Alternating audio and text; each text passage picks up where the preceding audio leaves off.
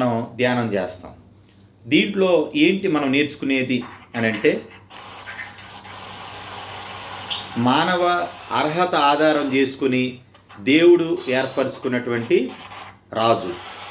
అమ్మ ఎవరో మానస చూడండి అమ్మ, మీట్లో పెట్టండి. మానస, ఓకే, వెరీ గుడ్.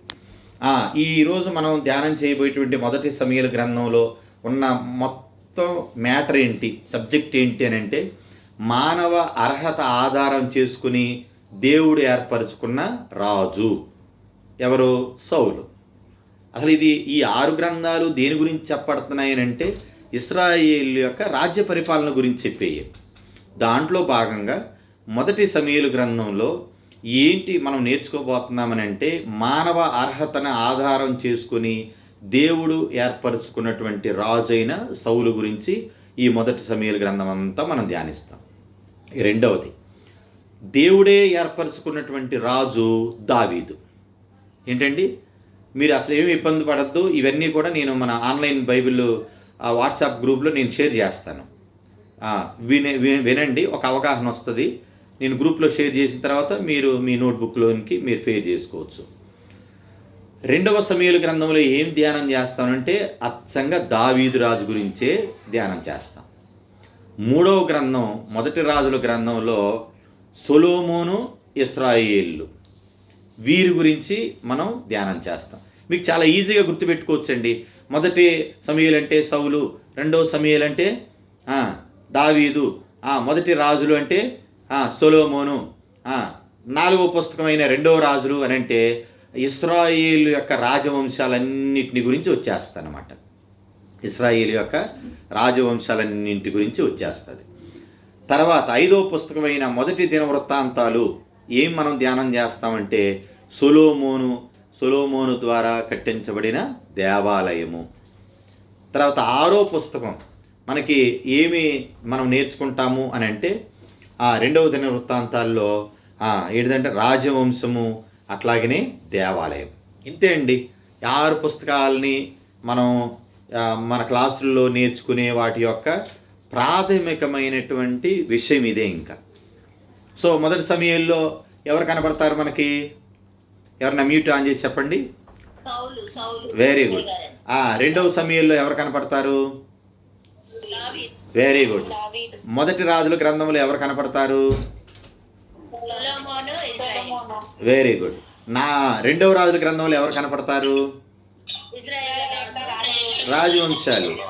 మొదటి దినవృత్తాంతాల్లో ఎవరు కనపడతారు? కట్టించిన దేవాలయం. Very good. రెండవ దినవృత్తాంతాల్లో ఏం ధ్యానిస్తాం మనం? దేవాలయం. అంతే, సింపుల్. అసలు ఈ 6 పుస్తకాలు చాలా ఈజీగా మనం నేర్చుకోవచ్చు. ఇవన్నీ చరిత్రకు సంబంధించినటువంటి పుస్తకాలు కాబట్టి సాధారణంగా హిస్టరీ అంటే హెచ్ఈసి గ్రూప్ ఎవరు తీసుకోరు, అవునా? అందరం ఎంపీసీ, బైపీసీ ఈ గ్రూపులే తీసుకుంటాం. ప్రభు నా మీద చీటీ ఏమి వేశారంటే హెచ్ఈసి గ్రూప్ చీటీ వేశారు. సో ఆ హిస్టరీను కూడా చాలా మనం నేర్చుకునే పద్ధతిలో, ఈజీగా గుర్తుపెట్టుకునే మెథడ్స్లో ఎలాగ మనం నేర్చుకోవాలో ప్రభువే మనకి సహాయం చేస్తారు. రైట్, మనం ముందుకి వెళ్ళిపోదాం. ఉపోద్ఘాతంలో నుండి మనం కనుక కొంచెం ముందుకు వస్తే మీకు ఆ స్క్రీన్ మీద కనపడతా ఉంటాయి. గ్రంథ విభజన అన్నమాట. గ్రంథ విభజన చూద్దాం. మొదటి సమూయేలు గ్రంథం యొక్క గ్రంథ విభజన. ఇవి ఎవరు ఏమి రాసుకోకర్లే, నేను గ్రూప్లో పోస్ట్ చేస్తాను. అప్పుడు వీటిని మీరు ఫేర్ చేసుకోవచ్చు. ఎందుకంటే మన క్లాస్ త్వరగా ముందుకెళ్ళాలి. 31 అధ్యాయాలు ఉన్నాయి కనుక అందరు ఫాలో అవుతున్నారు కమ్మా. అర్థమవుతుందా నేను చెప్పే పద్ధతి మీకు? ఎక్కడ డౌట్ ఉన్నా కూడా ఒకళ్ళు చెప్పండి నాకు. రైట్. మొదటి సమూయేలు గ్రంథం యొక్క గ్రంథ విభజన ఏంటి అని అంటే, మొత్తం మనకి 31 అధ్యాయాలు ఉంటాయి కదా దీంట్లో. దీనికంటే ముందు అసలు మనం ఈ గ్రంథం అసలు ఏంటి, దీని విషయాలు అనేది ఒకసారి చూద్దాం. కనపడుతుందమ్మా మీకు? పోస్టర్ కనపడుతుందా? ఇది బైబిల్ గ్రంథంలో ఉన్నటువంటి సమూయేలు మొదటి గ్రంథం ఎన్నో పుస్తకం? 9వ పుస్తకం. ఎందుకంటే రూతు వరకు మనం 8 పుస్తకాలు ధ్యానం చేసాం. పంచకాండాలు, తర్వాత న్యాయాధిపతులు, రూతు, ఇవన్నీ కూడా మనం ధ్యానం చేస్తే ఈ మొదటి సమూయేలు గ్రంథం ఎన్నో పుస్తకం. ఎవరో మ్యూట్ ఆన్ చేశారమ్మా, చూడండి. ప్రసాద్ గారు మీదే మ్యూట్ ఆన్లో ఉందమ్మా. మణి సిస్టర్ గారు మ్యూటు వెరీ గుడ్. ఇది 9వ పుస్తకం అన్నమాట. ఎన్నో పుస్తకం అమ్మా? నవరత్నాలు లాగా అన్నమాట. 9వ పుస్తకం. ఇది రచయిత ఎవరో తెలియదు కానీ చాలా వరకు సమూయేలు గారే దీన్ని రాశారని యూదులు అంటూ ఉంటారు. కాకపోతే సమూయేలు మొదటి గ్రంథం 25వ అధ్యాయం మొదటి వచనానికి వచ్చేసరికల్లా సమూయేలు గారు మరణమయ్యారు. సో తర్వాత దీన్ని ఎవరు రాశారు అని చరిత్ర చెప్తా ఉందనంటే నాతాను, గాదు, అబ్యాతారు వీళ్ళు ఎవరైనా రాసి ఉండొచ్చు అని చరిత్రకారులు చెప్తా ఉన్నారన్నమాట.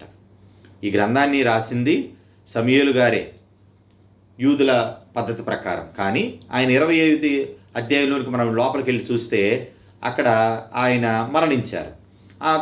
అందువల్ల నాతాను, గాదు, అబ్యాతారు వీరిలో ఎవరైనా రాసి ఉండొచ్చు. అట్లాగనే ఇది ఎప్పుడు రాశారండి ఈ మొదటి సమూయేలు గ్రంథం అని అంటే క్రీస్తు పూర్వం 1050లో రాయబడింది. తర్వాత అధ్యాయాలు వచ్చేసి 31 అధ్యాయాలు. మీరు జాగ్రత్త స్క్రీన్ మీద కనపడేది చూస్తూ ఉండండి, తర్వాత మీరు ఫీల్ చేసుకుందరు, మీకు అర్థమవుతుంది చెప్పేది. తర్వాత వచనాలు వచ్చేసి 820 వచనాలు ఈ గ్రంథంలో ఉన్నాయి. మనం ధ్యానం చేస్తాం. 820 వచనాలు. ఈ గ్రంథంలో ఉన్నటువంటి మూలవాక్యాలు మొదటి సమూయేలు గ్రంథం 13, 14, 15, 22 అన్నమాట. ఇవన్నీ కూడా నేను మళ్ళీ మనకు ఆన్లైన్ బైబిల్ వాట్సాప్ గ్రూప్ నేను పోస్ట్ చేస్తాను, వినండి, తర్వాత మీరు ధ్యానం చేసుకోవచ్చు. సో దీంట్లో ముఖ్య అధ్యాయం ఏంటంటే 15వ అధ్యాయం అన్నమాట. ఈ మొదటి సమూయేలు గ్రంథంలో ముఖ్య అధ్యాయము ఏంటి అని అంటే 15వ అధ్యాయం. ఈ మొదటి సమూయేలు గ్రంథంలో సమూయేలు గారి పుట్టుక నుంచి సౌలు మరణం వరకు ఇంచుమించుగా 126 సంవత్సరాల చరిత్ర ఉంది. ఎన్ని సంవత్సరాల చరిత్ర ఉందమ్మా? 126 ఇయర్స్. 126 ఇయర్స్ హిస్టరీ దీంట్లో ఉందన్నమాట. యువర్ బ్యాటరీ ఈజ్ రన్నింగ్లో అంటున్నాను చూడు.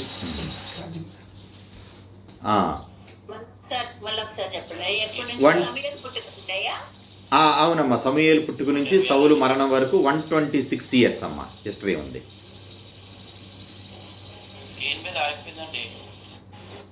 స్క్రీన్ మీద కనపడుతుంది పాస్టర్ గారు, కనపడుతుంది.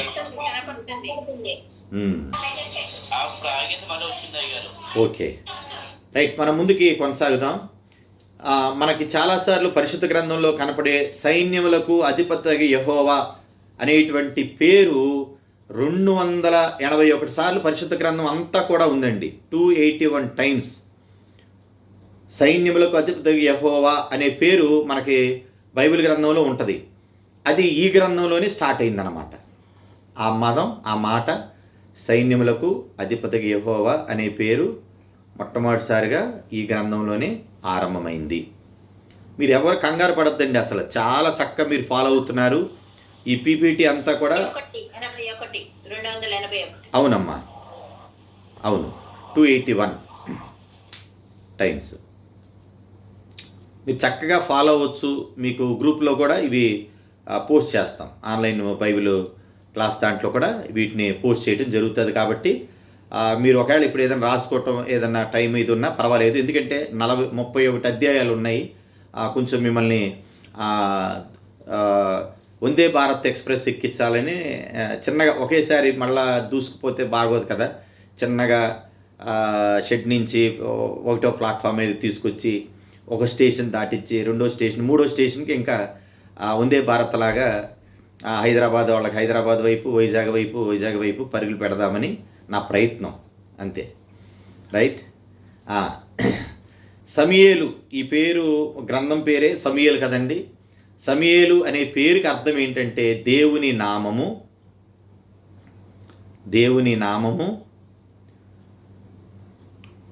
దేవుడు వినెను.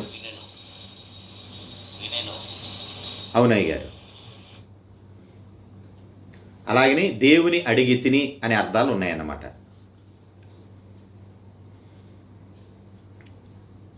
ఇప్పటివరకు ఏమన్నా డౌట్లు ఉన్నాయమ్మా మీకు? ఉపోద్ఘాతం కానీ ఈ 6 అధ్యాయాల్లో మనం ఎన్ని క్లాసులు అయితే అన్ని క్లాసుల్లో ఇయే చర్చించుకుంటాం. ఇక ఇంతకు మించి ఏమీ ఉండదు. ఓకే, డౌట్ ఏమైనా ఉంటే చెప్పండి అమ్మా. పెడతాను, నేను పెడతానమ్మా, ఈ గ్రూప్లో పెడతాను. అలాగనే ఈ సమూయేలు మొదటి గ్రంథాన్ని గురించి కూడా ఇంట్రడక్షన్. ఇది ఎన్నో పుస్తకం అంటారు దీన్ని? గ్రంథంలో 9. Very good. అంతే. సైన్యములకు అధిపతిగా యెహోవా అనే మాట ఎన్నిసార్లు ఉందంటారు? ఆ మాట ఈ అధ్యాయం లేదు, మొత్తం పరిశుద్ధ గ్రంథం అంతట్లో ఉంది. ఇక్కడే ఈ గ్రంథంలోనే స్టార్ట్ అవుతుంది. అది వెరీ గుడ్. అంతే. ముందుకెళ్ళమంటారా నన్ను? పట్టాలు చిన్నగా ఎక్కన? నిర్మలా సిస్టర్ గారు పచ్చ జెండా ఊపారు. ముందుకెళ్ళిపోతాను. రైట్, మనం గ్రంథ విభజనలోనికి వెళ్దాం. అయ్యా యేసుదాస్ గారు, మీరు ఆ మ్యూట్లోనే ఉంచండి, నేను చెప్తా ఉన్నప్పుడు వెళ్తాం. అది శబ్దం వస్తూ ఉంది, డిస్టర్బెన్స్గా ఉంటుంది. రైట్, గ్రంథ విభజనలోనికి వెళ్దాం. మనం గ్రంథ విభజనలోనికి వద్దాం. 31 అధ్యాయాల్లో ఏముంది? ఇది కూడా నేను గ్రూప్లో పోస్ట్ చేస్తాను కాబట్టి రాసుకోవద్దు. మీరు ముందు చూడండి, స్క్రీన్ మీద చూడండి, నేను చెప్పేది వినండి. మొదటి గ్రంథంలో ఏముంది? మొదటి అధ్యాయంలో సమూయేలు మొదటి గ్రంథ విభజనలో మొదటి అధ్యాయంలో ఏముంది అని అంటే మీరు స్క్రీన్ మీద చూస్తూ ఉండండి. అలాగనే ఏముంది అని అంటే సమూయేలు గారి పుట్టుక, ఆయన ప్రతిష్ఠ ఉంటుంది. ఓకే, సమూయేలు గారు పుట్టడం, ఆయన్ని దేవునికి ఎలాగా ప్రతిష్ఠించారు అనేది ఉంటుంది. రెండవ అధ్యాయంలో ఏముంది అని అంటే సమూయేలు గారిని దేవుడు తండ్రిగా న్యాయాధిపతిగా ఏలి యొక్క పతనం. 2వ అధ్యాయంలో తండ్రిగా న్యాయాధిపతిగా ఏలి గారి యొక్క పతనం మనకి కనపడుతుంది. 3వ అధ్యాయంలో సమూయేలు గారికి దేవుని పిలుపు. 4వ అధ్యాయంలో మందసం తిరిగి తేవటం. 4వ అధ్యాయం నుండి 6వ అధ్యాయం దాకా ఉంటుంది. ఇవన్నీ కూడా నేను మళ్ళా మీరు పట్టాలెక్కి వందే భారత్ స్పీడ్ అందుకున్నాక ఇవి కూడా నేను మళ్ళీ చెప్తుంటాను, మీకు ఒక అవగాహన కల్పిస్తూ చిన్నగా ప్లాట్ఫామ్ మీద నుంచి సీట్లో కూర్చోబెట్టి అక్కడి నుంచి ఒక వేగంలోకి మిమ్మల్ని తీసుకెళ్లాలని ఒక ప్రయత్నం. ఆ తర్వాత 7వ అధ్యాయంలో ఏముంది అని అంటే సమూయేలు గారి ప్రార్థన ద్వారా ఫిలిష్తీయులు ఓడిపోవటం ఉంటుంది. 8వ అధ్యాయంలో ఏముంటుందని అంటే ఇశ్రాయేలీలు రాజును కావాలని అడగటం ఉంటుంది. 9, 10 అధ్యాయాల్లో సౌలు గారిని రాజుగా ఎన్నిక చేయటం ఉంటుంది. 11వ అధ్యాయంలో సౌలు ఆధ్వర్యంలో మొట్టమొదటి యుద్ధం ఉంటుంది. 12వ అధ్యాయంలో సమూయేలు గారు సౌలుని రాజుగా ప్రజలకు ఇవ్వటం ఉంటుంది. 13వ అధ్యాయంలో సౌలు అవిధేయత, దాన్ని బట్టి సమూయేలు గారు ఒక ప్రవచనం చెప్తారన్నమాట. అది చెప్తాం జరుగుతుంది. సో మనకి 14వ అధ్యాయం, 13 అధ్యాయాలు అయిపోయినాయి కదా. 14వ అధ్యాయంకి వచ్చేసరికల్లా యోనాతాను గారి విడుదల. 15వ అధ్యాయంలో బలుల కంటే విధేయత శ్రేష్టమని. అలాగనే 16వ అధ్యాయంలో దావీదు గారిని రాజుగా అభిషేకించడం. 17వ అధ్యాయంలో దావీదు 15 బలుల కంటే విధేయత శ్రేష్టమమ్మా. 15వ అధ్యాయము స్క్రీన్ మీద మనకు కనపడుతుంది కదా. ఓకే,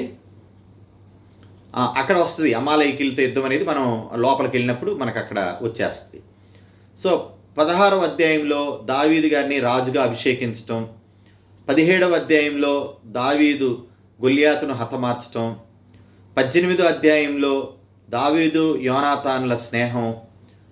తర్వాత 26 నుంచి 31 వరకు, 19, 20 అక్కడి నుంచి అంతా కూడా సౌలు పరిపాలన, ఆఖరి దినాలు, మరణం, ఇవన్నీ వచ్చేస్తాయి అన్నమాట.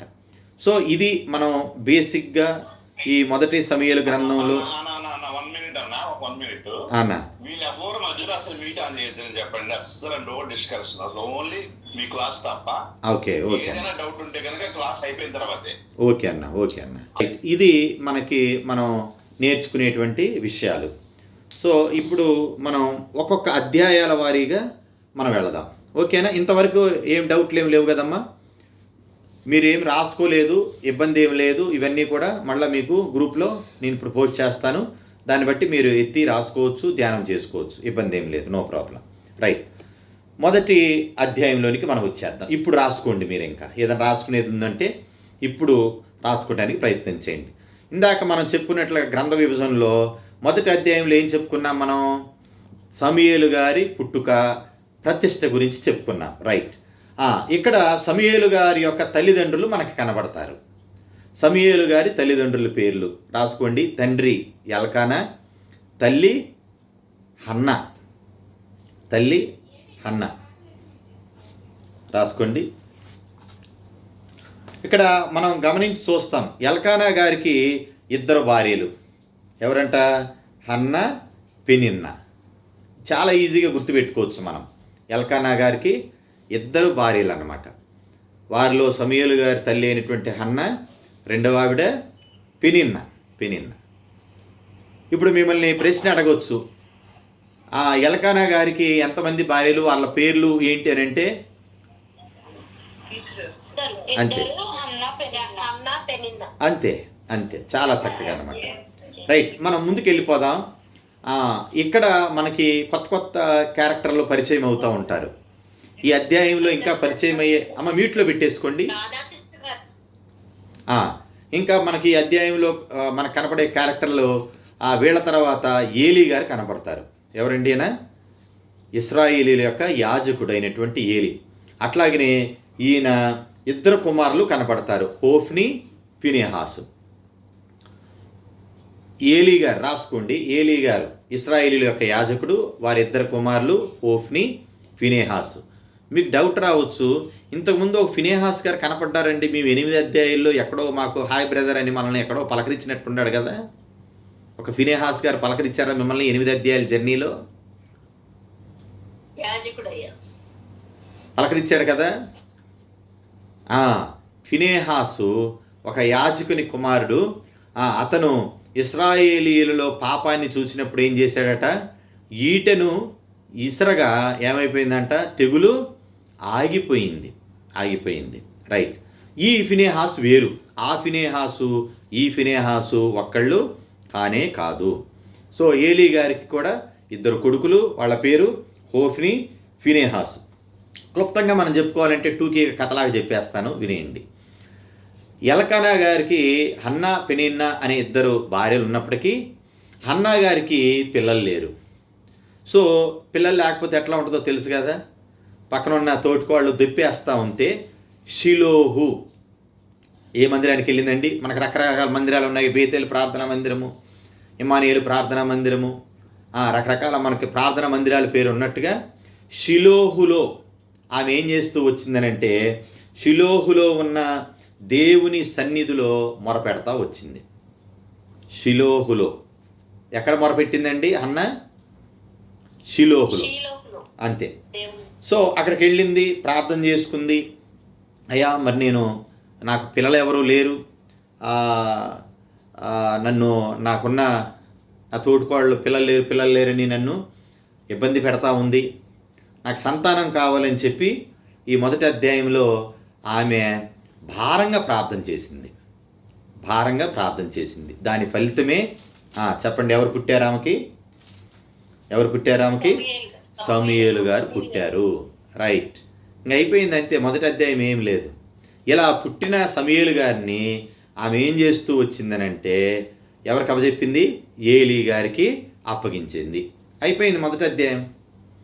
ఈ అధ్యాయంలో మనం నేర్చుకున్న అంశాలు ఏంటనంటే, చెప్పండి. ఎల్కానా మనకు కనబడతారు, సమూయేలు గారి తండ్రి. అట్లాగనే ఆయనకి 2 భార్యలు, హన్నా, పెనిన్నా. ఫాలో అవుతున్నారా? ఎవరికన్నా ఇబ్బందిగా ఉందా చెప్పండి, స్పీడ్ అవుతుందా ఏమన్నా? రైట్. హన్నా, పెనిన్నా ఉన్నారు. హన్నాకి పిల్లలు లేరు. ఆమె పిల్లల కోసం షిలోహు ప్రార్థన మందిరంలోకి వెళ్ళి కన్నీటితో ప్రార్థన చేసుకుంది. ఆ ఫలితమే ఆ సమూయేలు అనేటువంటి ఒక ప్రవక్తకి జననమిచ్చింది. ఈ అధ్యాయంలో మనకి కనపడే 3 క్యారెక్టర్లు ఇంకెవరు అని అంటే యాజకుడైనటువంటి ఏలి, ఆయన కుమారులైన హోఫ్ని, ఫీనెహాసు. అయిపోయింది ఈ అధ్యాయం ఇంకా. ఓకే, ఒకవేళ ఈ అధ్యాయం నుంచి ప్రశ్నలు ఏముంటాయి మీకు అని అంటే ఎవరన్నా ఆన్ చేసి ప్రశ్న మీరే చెప్పండి. ఏ ప్రశ్న ఉండొచ్చు ఈ అధ్యాయంలోంచి? ఏలికి ఎంతమంది కుమారులు అంటే ఏలి కుమారుల పేర్లేంటి? అంతే. ఇంకొకళ్ళు చెప్పండి ఇంకో ప్రశ్న. అన్న ఎక్కడ మొరపెట్టింది? తల్లిదండ్రులు ఏ మందిరంలో మొరపెట్టింది? Very good. ఇంకొకళ్ళు చెప్పండి. సమూయేలు తల్లిదండ్రుల పేర్లేంటి? అంతే, అయిపోయింది. రెండో అధ్యాయంలోకి వచ్చేసేద్దామా? ఇంకేమైనా డౌట్ ఏం లేదు కదా? మీరు తర్వాత మీరు ఇవన్నీ చదువుకోండి. ఈ మాటలు ఎక్కడెక్కడ మీకు ఉన్నాయి అని అంటే మొదటి అధ్యాయం మొదటి వచ్చిన ఇవన్నీ చెప్పొచ్చు, కానీ టైము మనకి సరిపోదు. రైట్, మీరు మొదటి అధ్యాయాన్ని మీరు చదివితే ఇప్పుడు చెప్పిందే ఉంటుంది ఇంకంతే. రెండో అధ్యాయంలోనికి మనం వచ్చేసేద్దాం. రెండో అధ్యాయంలోకి మనం వస్తే ఇక్కడ తండ్రిగా మరి న్యాయాధిపతిగా ఏలీ గారి యొక్క పతనం గ్రంథ విభజనలో మనం అదే చూసాం కదండి. తండ్రిగా న్యాయాధిపతిగా ఏలి ఎలాగ పతనమయ్యాడు అనేది ఇక్కడ చూసే ముందు ఇక్కడ ఏం చేస్తుంటే హన్న ఒక మంచి విజ్ఞాపన కనపడద్దండి.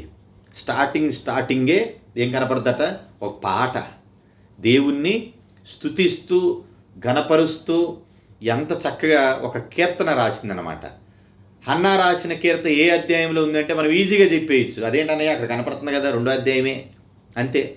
ఇక అంతకు మించి ఏమీ మనం కంగారు పడాల్సిన పని లేదు, అధైర్యపడాల్సిన పని లేదు. సో రెండో అధ్యాయంలో మనం ఏమి నేర్చుకుంటాం, ఏముంది అని అంటే రెండో అధ్యాయం 12వ వచనం ఒకసారి చూస్తే ఏలీ కుమారులు యెహోవాను ఎరగని వారై మిక్కిలి దుర్మార్గులైరి. ఏమైపోయారట? 2:12 వచనంలో మనం చూసాం. 2:12 వచనంలో మనం చూసాం. సో ఏమైంది అని అంటే ఒక తండ్రిగా న్యాయాధిపతిగా ఫెయిల్ ఎలాగయ్యాడంటే దేవుని సేవ చేయటానికి వచ్చిన స్త్రీలతో వీళ్ళు అసభ్యంగా ప్రవర్తించడం మొదలుపెట్టారు. ఎవరు? హోఫ్ని, ఫీనెహాసులు దేవుని సన్నిధికి వచ్చిన వారితో చెడ్డ కార్యాలు చేస్తూ ఉన్నారు. అప్పుడు ఒక దైవజనుడు వచ్చేసి ఏలీ గారిని హెచ్చరిస్తాడు. ఈ అధ్యాయంలో మనం చూసేది ఏంటంటే ఏలీ, నీ కుమారులు చేస్తున్న దుర్మార్గాలు ఇదంతా ఇవి. ఏమవుతారో తెలుసా? వాళ్ళు ఒకే రోజున ఇద్దరు మరణం అవుతారు. 2వ అధ్యాయం 35వ వచనం చూడండి, అక్కడ పైన ఉంటుంది టాప్లో. 2వ అధ్యాయము 35వ వచనంలో ఉంటుంది. నీ ఇద్దరు కుమారులైన హోఫ్నీకి ఫీనెహాసుకును సంభవించిన నేను చెప్పిన దానికి నీకు సూచనగా ఉండును. ఒక్కనాటి ఎందే వారిద్దరూ మరణమవుతారు. ఒకే రోజు నీ కొడుకులు చనిపోతారు అన్నాడు. అంతే. ఇది 2వ అధ్యాయంలో మనం నేర్చుకునేది. ఏలీ తండ్రిగా న్యాయాధిపతిగా పతనం అవటం, హన్నా యొక్క గొప్ప విజ్ఞాపన పాట దీంట్లోనికి రావటం, ఇవన్నీ కూడా మనం 2వ అధ్యాయంలో చూస్తాం. ఎవరికైనా డౌట్లు ఉన్నాయా 2వ అధ్యాయంలో? ఏం లేవు కదా? 3వ అధ్యాయంలోనికి మనం వెళదాం. 3వ అధ్యాయంలోనికి మనం వెళ్ళిపోదాం. సమూయేలు గారిని దేవుడు పిలవటం 3వ అధ్యాయము అని అంటతోనే సమూయేలు గారిని దేవుడు పిలవటం అన్నమాట. 3వ అధ్యాయము 8వ వచనంలో మనం చూస్తే యెహోవా 3వ మారు సమూయేలుని పిలువగా అతడు లేచి ఏలీ దగ్గరికి పోయి, ఎన్నిసార్లు పిలిచాడు దేవుడు? 3 టైమ్స్. గుర్తుపెట్టుకోండి, 3 టైమ్స్ దేవుడు సమూయేలు గారిని పిలుస్తూ ఉంటే చిన్నవాడు కదా, ఆ పిలుపును అర్థం చేసుకోలేకపోతే గురువుగారని ఏలీ దగ్గరికి వెళ్తే చెప్పాడు. ఆయన ఈసారి వచ్చినప్పుడు ఏం చెప్తా ఉంటే, నీ దాసుడు ఆలకిస్తున్నాడు, ఆజ్ఞేయము. ఈ మాట నాకు చాలా ఇష్టమైన మాట అండి. నీ దాసుడు ఆలకిస్తున్నాడు, నాకు ఆజ్ఞేయము. ఇంతకంటే మనం దేవుడి దగ్గర ఏది అనటానికి లేదండి. ఈ మాట చాలు. మనం ఆలకించడం, దేవుడు చెప్పే మాట చాలా శ్రేష్టం. రైట్. 3వ అధ్యాయంలో మనం చూస్తే ఇక్కడ నేర్చుకో పరిస్థితి ఎక్కడ దాకా ఆయన వెళ్తా వచ్చాడనంటే 20వ వచనంలోనికి రండి. 20వ వచనంలో, కాబట్టి సమూయేలు యెహోవాకు ప్రవక్తగా స్థిరపడనని దాను మొదలుకొని బెయేర్షెబా వరకు ఇశ్రాయేలు అందరూ తెలుసుకుంది. సో ఇప్పుడు ఈయన ఎక్కడి నుంచి ఎక్కడి వరకు ప్రవక్తగా అయిపోయాడు అంటే దాను నుంచి బెయేర్షేబా వరకు ఒక ప్రవక్తగా సమూయేలు గారు ఉన్నారు అని రాసుకోండి అంతే. ఇంకా ఎక్కువ ఏం అవసరంలా, అయిపోయింది 3వ అధ్యాయం కూడా. అమ్మ ఎక్కారుగా ట్రైను, ముందుకు వెళ్తున్నట్టే కదా. వందే భారత్ స్టార్ట్ అయ్యి వెళ్తున్నట్టేగా అమ్మా. ఏమైనా కన్ఫ్యూజ్ అవుతున్నారా?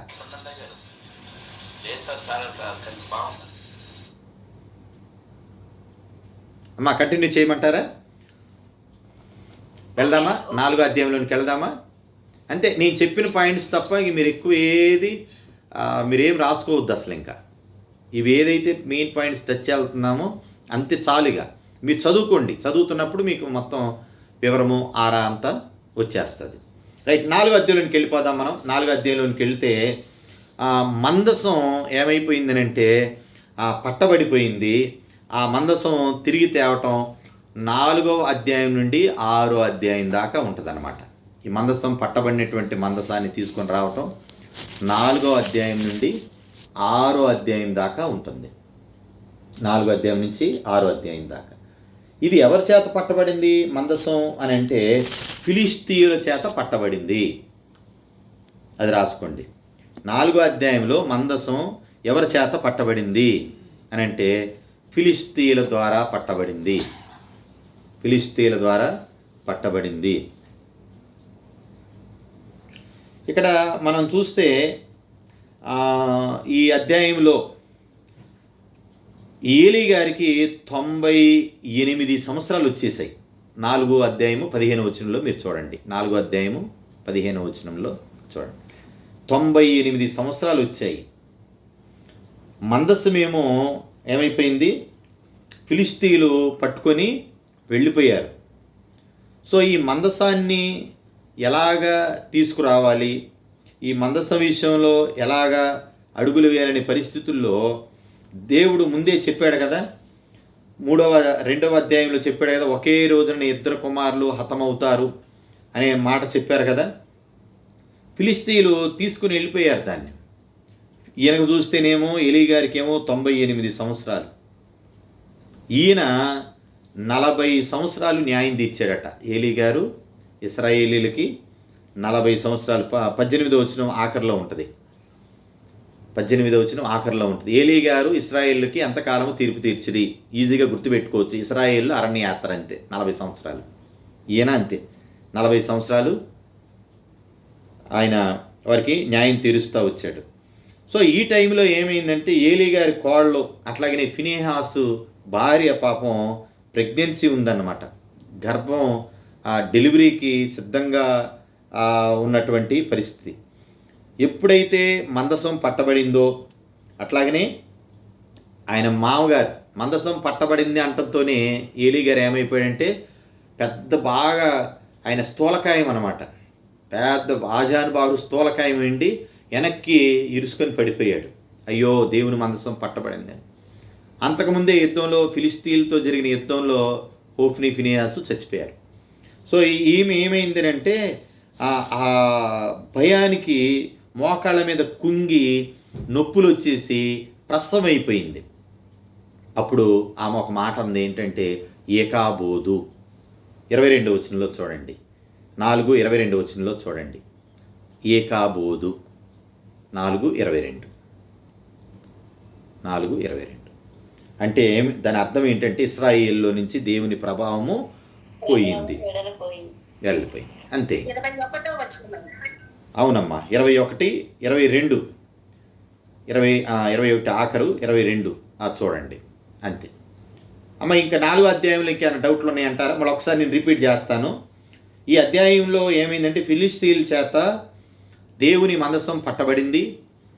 కానీ అప్పటికే మరి హోఫ్నీ ఫినెహాసులు ఉన్నారు, కానీ ఫిలిష్తీయుల చేతిలో వాళ్ళు ఓడిపోయి మరణించారు. అదే విషయం తండ్రికి చెప్పారు. ఆయన కూడా 98 సంవత్సరాలు 40 సంవత్సరాలు ఇశ్రాయేలుకి న్యాయం తీర్చినవాడు మరణించారు. ముగ్గురు ఒకే రోజున మరణించేశారు. ఫినెహాసు భార్య కాన్పుకి రెడీగా ఉన్నావిడ ఈ వార్త వినేసి మోకాళ్ళ మీద కుంగి డెలివరీ అవుతూ ఆమె ఏం పేరు పెట్టింది అని అంటే ఆ పుట్టినోడికి ఏకాబోధు అంటే దేవుని ప్రభావము పోయెను. ఏకాబోధు అంటే దేవుని ప్రభావము పోయెను అని అర్థం అంతే. ఈ 4వ అధ్యాయంలో మనం ఇది నేర్చుకుంటాం. అమ్మా ముందుకు వెళ్ళమంటారా? 5వ అధ్యాయంలోనికి వెళ్ళిపోదామా? 5వ అధ్యాయంలోనికి వెళ్ళిపోదామా? ఏమైనా స్పీడ్ అవుతుందంటారమ్మా? హలో, పర్వాలేదా? మీ మెయిన్ పాయింట్సే చెప్తున్నాను నిర్మలా సిస్టర్ గారు, మెయిన్ పాయింట్సేనమ్మా. మీరు తర్వాత గ్రంథాన్ని మీరు చదువుకున్నప్పుడు మీకు మిగతా విషయాలు అర్థమైపోతాయి. Okay, right. మనం 5వ అధ్యాయంలోనికి వెళ్ళిపోదాం. ఇక్కడ చాలా భలే విచిత్రం జరుగుద్దండి. 5వ అధ్యాయంలోనికి రండి. అంతా చాలా విచిత్రం జరుగుద్ది. ఫిలిష్తీయులు అబ్బో వీళ్ళ గొప్ప దేవుడిని మేము తెచ్చేసుకున్నాం కదా, ఇంకా మనకి ఏదో బాగా అయిపోతుందని చెప్పి వాళ్ళు ఆరాధించేటువంటి దాగోను గుళ్ళో తీసుకెళ్ళి పెడతారు మందసాన్ని. తెల్లారికి లేచి చూసేసరికల్లా జరిగే సంభవం ఏంటంటే దాగోను తల 2 అరచేతులు తెగి పడిపోయి గడప దగ్గర పడి ఉంటాయి. వాని మొండెం మాత్రమే మిగిలి ఉంటుంది. 4వ వచనంలో వాళ్ళు వచ్చి తలుపు తీసి చూసేసరికల్లా భయం వేసిపోయింది ఫిలిష్తీయులకి. ఏమైందంట? ఫిలిష్తీయులకి భయం వేసిపోయింది. 5వ అధ్యాయంలో ఈ సన్నివేశం చాలా బాగా నచ్చుద్ది నాకు. అవునా? దేవుని మందసం ఎదుట ఈలోక దేవతలందరూ ఆయన ముందర వంగి సాగిలపడి నమస్కరిస్తారు అంతే. ఇంకా దానికి ఒక సూచన మనకి ఇక్కడ ఈ అధ్యాయంలో మనం చూస్తూ వచ్చాం. తర్వాత మనం ముందుకెళ్తే వాళ్ళు ఏమనుకున్నారంటే, అమ్మో మన దాగోను దేవతే సాగిల పడిపోయిందిరా, ఈ మందసం మా మధ్యలో ఉండకూడదు. ఇంకా ఈ 5వ అధ్యాయంలో 2 విషయాలండి. ఒకటి దాగోను తుత్తునీలు అయిపోవటం, మందసం మా మధ్యలో ఉండకూడదు. ఎందుకనంటే వాళ్ళు మందసం ఉంచుకుంటే ఏమవుతుందంటే వాళ్ళకి ఈ గడ్డల రోగాలు వచ్చేసాయి, చాలామంది గొప్ప నాశనం వచ్చేసింది, చాలామంది మరణించిపోయారు. దేవుని హస్తం భారంగా ఉండిపోయింది, జననష్టం జరిగిపోతుంది అంతే. దేవుని మందసం ఫిలిష్తీయుల్లో ఉన్నప్పుడు జననష్టం జరుగుతూ ఉంది అంతే. అంతే అండి. ఇక 5వ అధ్యాయం గురించి మనం ఎక్కువ ఆలోచించక్కర్లా. ఇంకా 5వ అధ్యాయంలో ఏంటి ప్రాముఖ్యమైన విషయం అంటే మనం ఏం చెప్పుకోవచ్చు? ఒకళ్ళు ఎవరన్నా చెప్పండి. అంతే, తుత్తునీళ్ళు అయిపోయింది అంతే. ఇంకా తల 2 అరచేతులు అన్నీ తెగిపోయినాయి, మొండె మాత్రమే మిగిలిపోయిన పరిస్థితి అంతే. రైట్. 6వ అధ్యాయానికి మనం వచ్చేసేద్దాం. ఈ మందసం ఎన్ని నెలలు ఆ ఫిలిష్తీయుల మధ్యలో ఉంది అని అంటే 7 నెలలు ఉంది అక్కడ. 7 నెలలు ఈ ఫిలిష్తీయుల మధ్యలో మందసం ఉండిపోయింది. రాసుకోండి, 7 నెలలు చాలు మనకి, ఇంకంతే 7 నెలలు.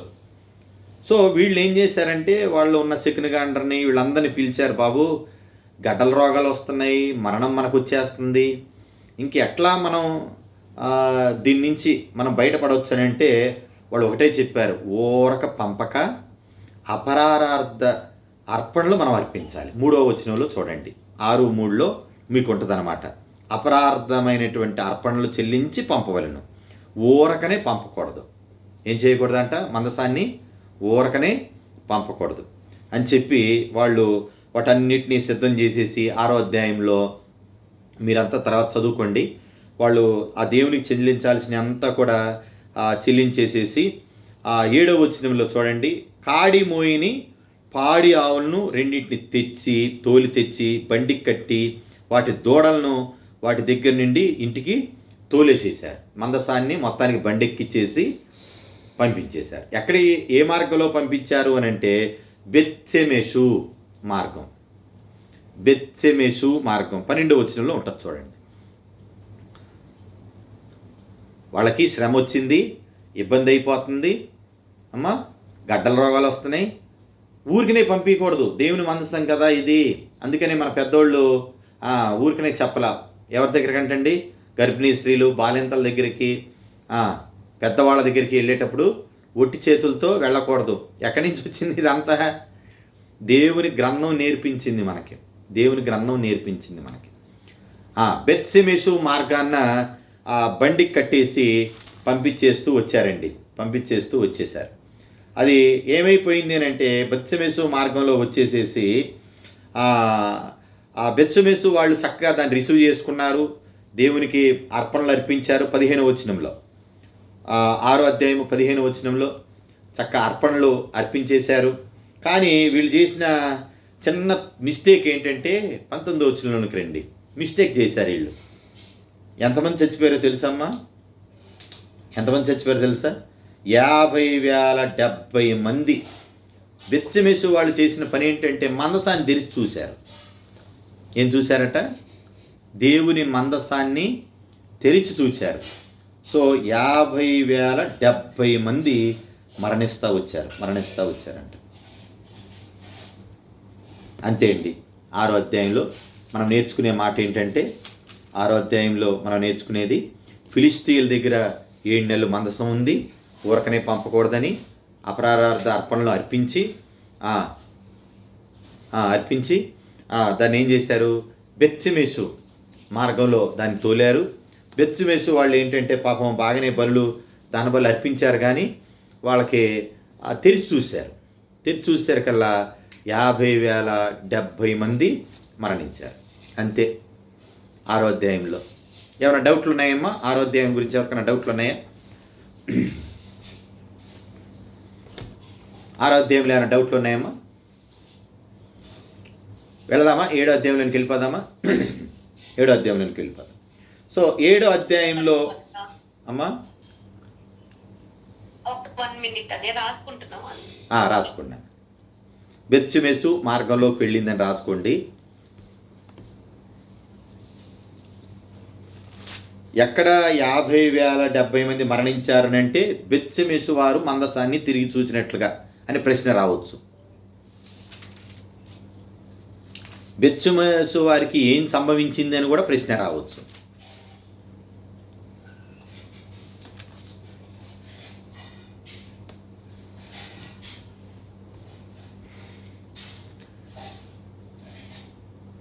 నాకు టైం సరిపోలే, లేకపోతే అధ్యాయాల వారిగా కూడా ఈ పీపీటీ చేద్దాము అని ప్రయత్నం చేశాం, కానీ ఆ టైం అడ్జస్ట్మెంట్ అవ్వలేదు.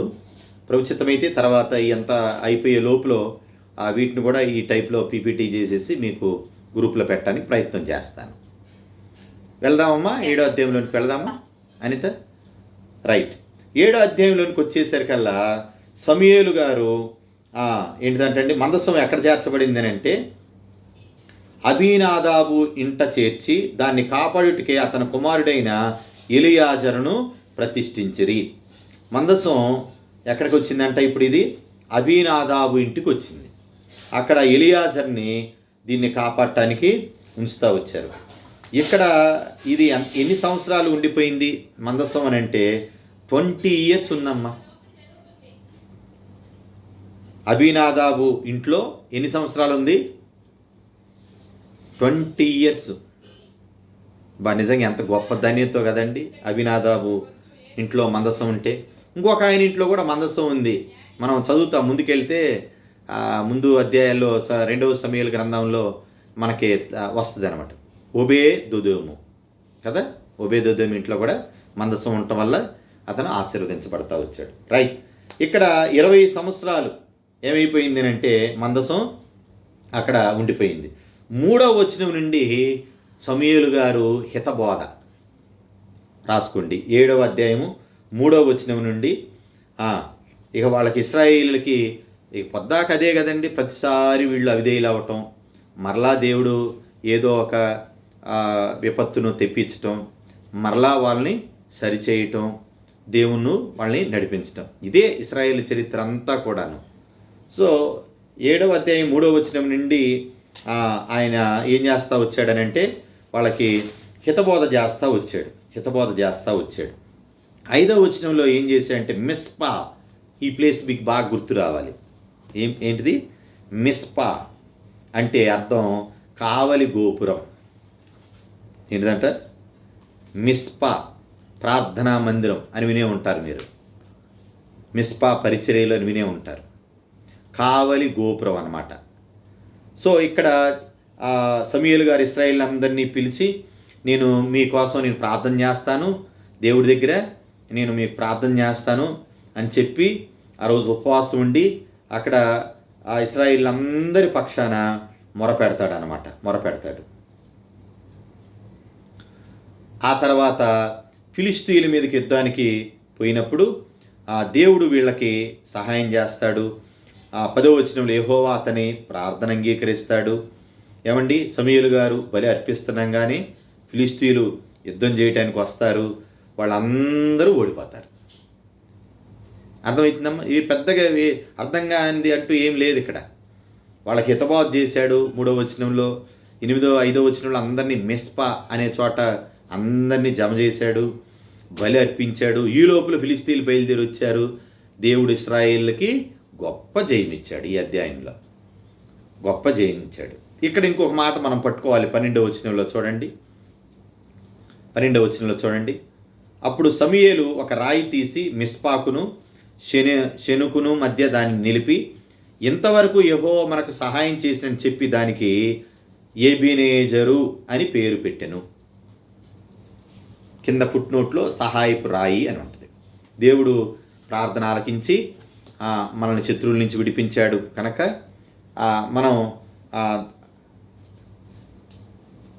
మిస్పాకి షేన్కు మధ్య రాయిని నిలిపి దానికి ఏం పేరు పెడతా వచ్చాడంటే ఎబెనేజరు, సహాయపు రాయి అని పేరు పెడతా వచ్చాడు.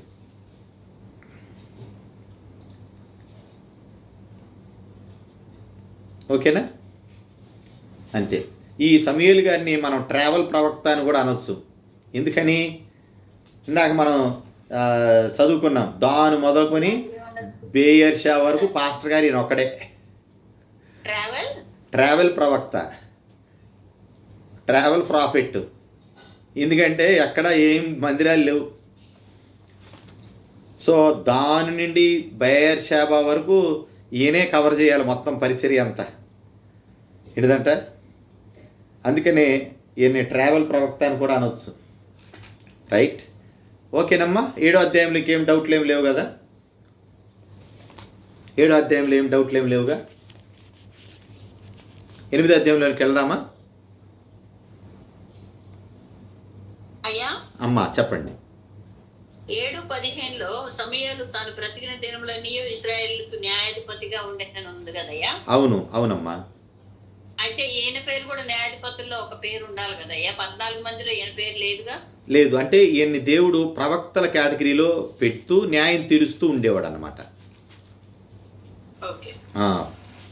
మనం 20వ వచనంలో యెహోవాకు ప్రవక్తగా స్థిరపడి న్యాయం తీరుస్తూ ఉండేను అంట.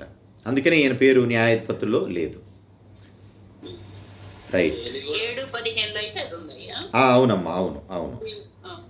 అవును. అందుకనే మనకు 14 మంది ఆయనలో ఈ పేరు రాదనమాట. ఈయన ప్రవక్త కేటగిరీ కిందనే దేవుడు సిద్ధం చేస్తూ వచ్చారు. వెళ్దామమ్మా 8వ అధ్యాయంలోనికి వెళ్దామా? 8వ అధ్యాయంలోనికి వెళ్దామా? రైట్. 8వ అధ్యాయంలోనికి మనం వస్తే సమూయేలు గారు బాగా ఓల్డేజ్ అయిపోయింది, వృద్ధుడైపోయినాడు. ఆయన ఏం చేస్తూ వచ్చంటే తన 2 కుమారుల్ని న్యాయాధిపతులుగా పెడతా వచ్చారు. 2 కుమారుల పేరు ఏంటంటే ఒకటి పేరు యోవేలు, రెండవ వాడి పేరు అబీయా. రాసుకోండమ్మా. సమూయేలు గారికి 2 కొడుకులు. ఒక అతని పేరు యోవేలు, రెండవ అతని పేరు అబీయా.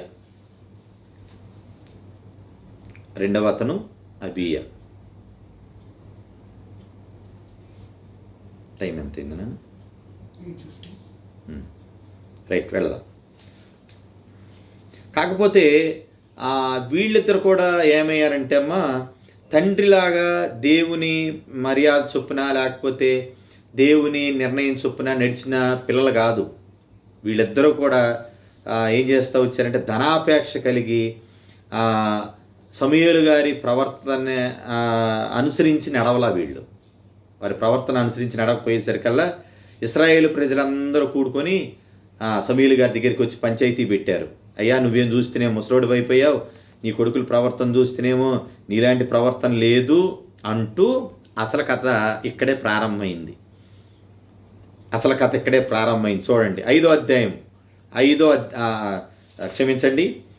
అధ్యాయము 5వ వచనం చూడండి. ఇక్కడ వీళ్ళు ఒక మాట వాడతారు చూడండి. సకల జనుల మర్యాద చొప్పున మాకు ఒక రాజును నియమింపుము అతడు మాకు న్యాయము తీర్చునని అతనితో అనిరి. ఎక్కడొచ్చిందండి న్యాయం? రాజు యొక్క ప్రస్తావన ఎక్కడొచ్చిందంట? 8వ అధ్యాయము 5వ వచనంలో వచ్చింది. ఎక్కడ ఇశ్రాయేలీయులు మాకు రాజు కావాలని సమూయేలుని అడిగారు అంటే 8వ అధ్యాయము 5వ వచనం అని గుర్తుపెట్టుకోవాలి అంతే. ఇంకా సకల జనుల మర్యాద చొప్పున మాకు ఒక రాజు కావాలి, ఒక రాజుని నియమించు అని అడిగారు. కానీ ఈ మాట సమూయేలు గారికి నచ్చలేదు. ఎందుకని? దేవుడే మనకు రాజుగా ఉంటుంటే ఏంటండి సకల జనుల మర్యాద మనకెందుకు? అందుకనే మనం క్రొత్త నిబంధనలో చూస్తాం కదా, మీరు ఉత్తమమును అనుకూలమునైనా పూర్తి చేయండి అమ్మా, మీరు ఈ లోక మర్యాదను అనుసరింపక, ఇదే అన్నమాట సకల జనుల మర్యాద అంటే.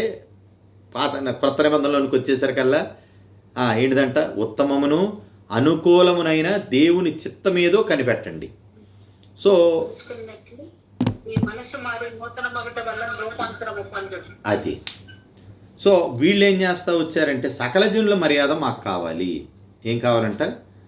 సకల జనుల మర్యాద మాకు కావాలి, ఒక రాజు కావాలి అన్నారు. కానీ సమూయేలు గారు చాలా బాధపడ్డాడండి. అంతే కదా, దైవజనుడు కదా. ఇదేంటి దేవుడు వీళ్ళకి రాజుగా ఉండాలని ఆయన కోరుకుంటుంటే వీళ్ళేంటో ఇలా చేస్తుందని చెప్పి 8వ అధ్యాయం 7వ వచనం చూడండి.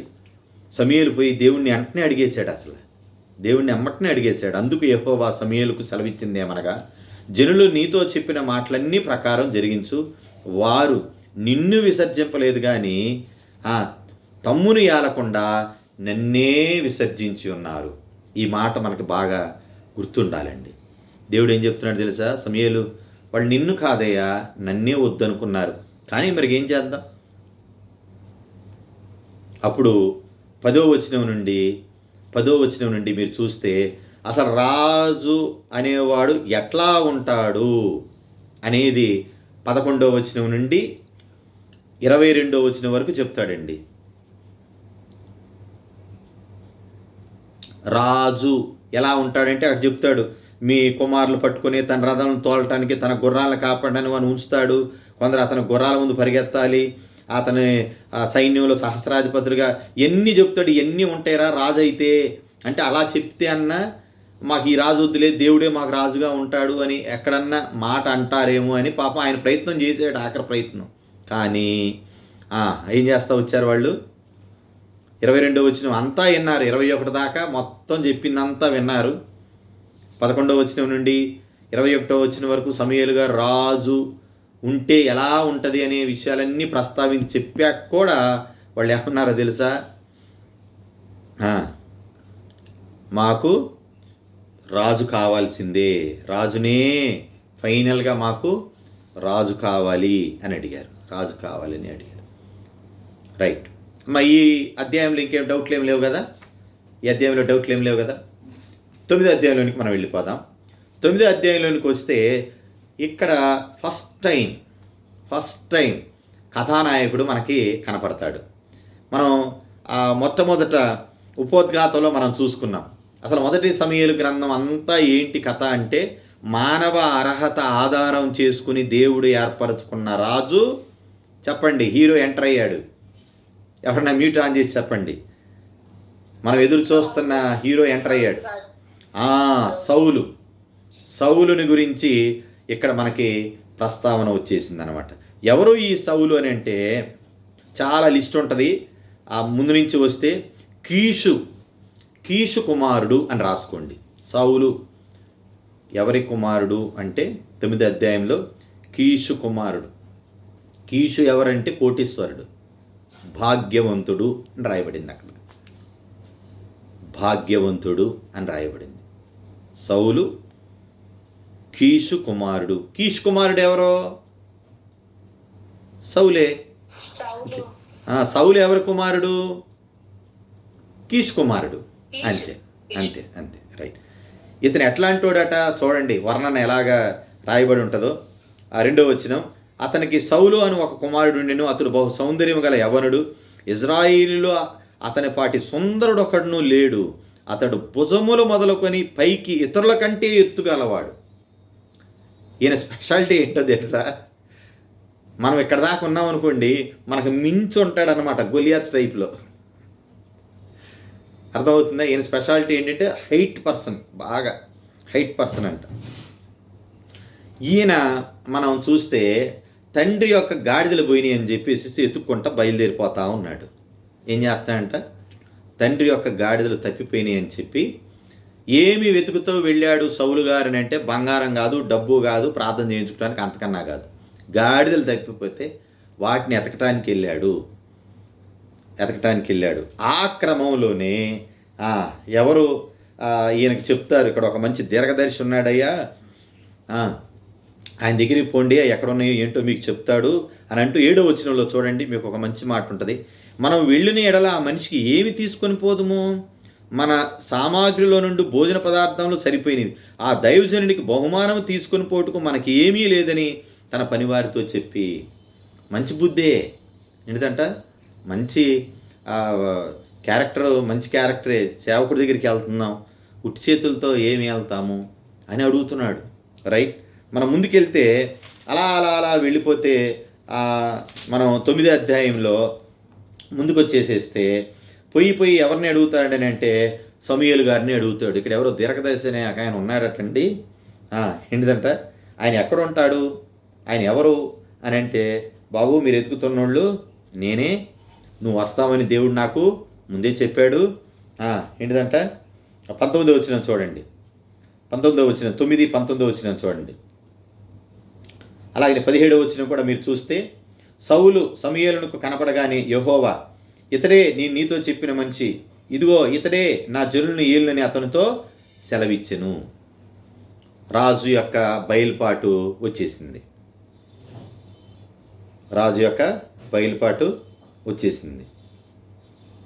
ఆ 20వ వచనంలో ఉంటుంది, 3 రోజులు అయిందిరా నాయన, నీ గాడిదలు తప్పిపోయి తిరిగి వస్తూ ఉన్నావు, దేవుడు నిన్ను ఇశ్రాయేలుకి రాజుగా నియమించమన్నాడు అని చెప్పాడనమాట.